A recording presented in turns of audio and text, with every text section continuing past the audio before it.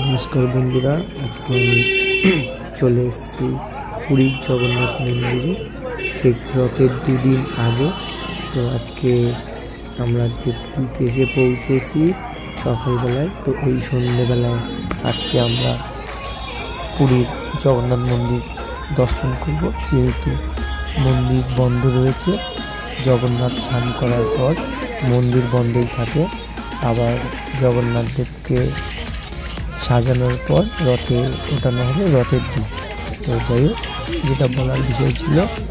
তো এখন আমরা মন্দিরে এসেছি। তো আজকে আমি এই ভিডিওটা করছি বন্ধুরা শুধুমাত্র মন্দিরের চারপাশটা দেখানোর জন্য, যেহেতু মন্দিরটাকে সুন্দর করে সাজানো হয়েছে, চারপাশে লাইটিং করা হয়েছে, রাস্তাঘাট সুন্দর করে সাজানো হয়েছে, নতুন কাজ করা হয়েছে মন্দিরে, নতুন করে টাইলস লাগানো হয়েছে, রং করা হয়েছে, নতুন জনসাধারণের জন্য টয়লেট, আদার্স যা যা সুবিধা আছে সব রকম করা হয়েছে। আর্মি এসে পৌঁছেছে, কেন্দ্রীয় বাহিনী এসে পৌঁছেছে।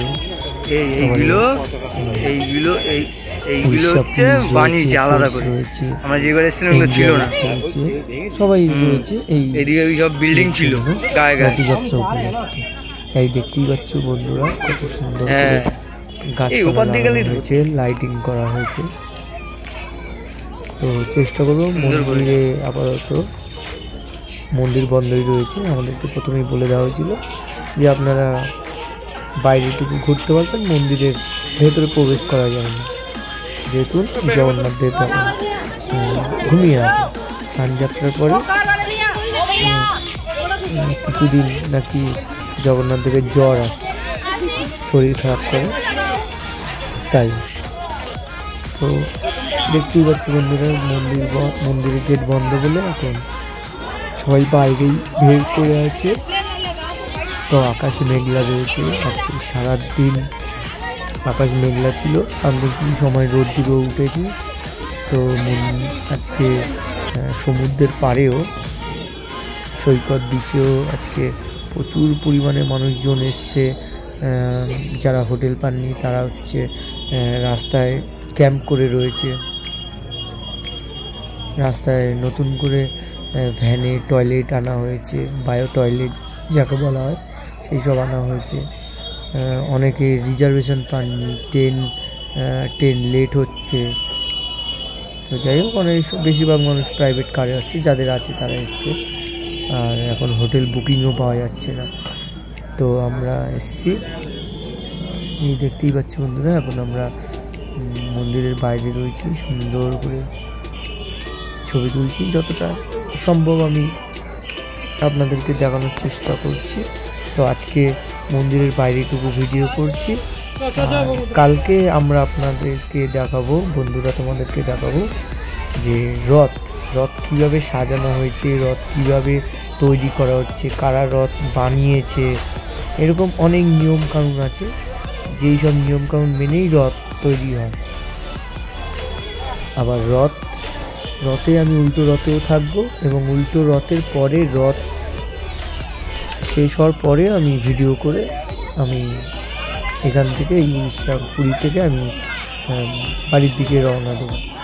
আর আপনারা সবাই জানেন যে ইতিমধ্যেই দীঘায় আমাদের জগন্নাথ দেবের মন্দিরও উদ্বোধন হয়ে গেছে। তো একই দিনই রথ আছে, তো সেই দিনই টানা হবে। আর আকাশ যেমন মেঘলা ছিল, সেই মেঘলার মধ্যে বৃষ্টি চালু, প্রচুর পরিমাণে বৃষ্টি হচ্ছে। তো বন্ধুরা দেখতেই পাচ্ছ।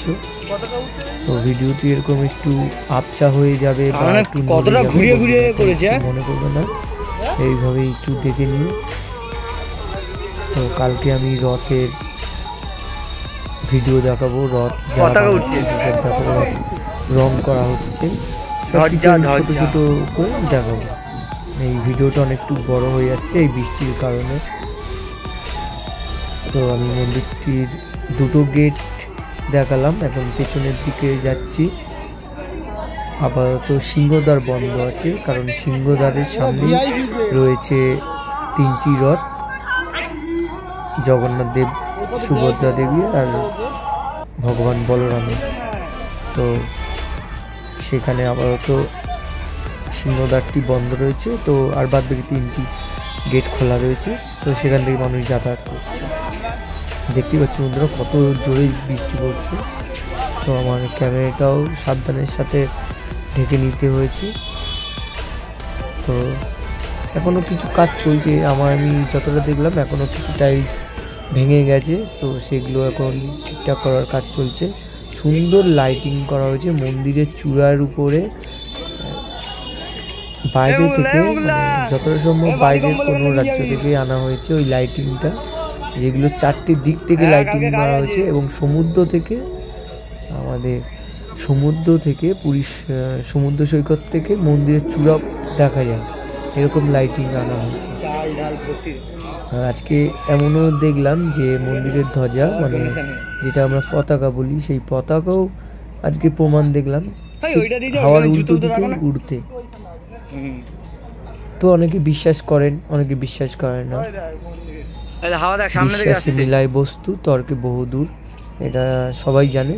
যারা বিশ্বাস করেন তো করেন, যারা করেন না।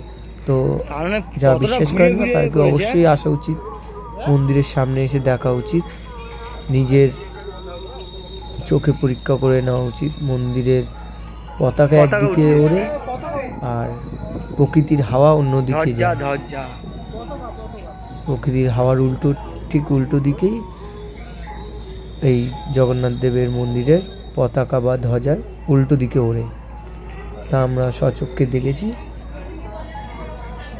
তো দেখতেই পাচ্ছ বন্ধুরা প্রচুর মানুষ তাড়াহুড়ো করে বেরোনোর চেষ্টা করছে, যেহেতু এত পরিমাণ বৃষ্টি হচ্ছে। আর